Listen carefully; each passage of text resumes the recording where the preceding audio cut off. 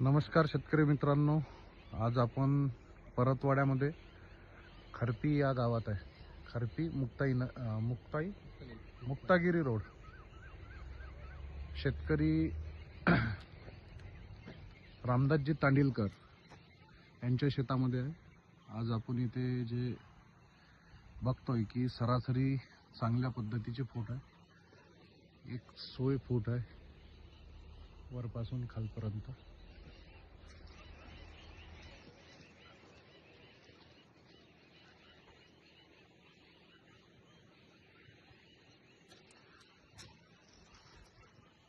आणि पेट्यात सुद्धा फूट आहे.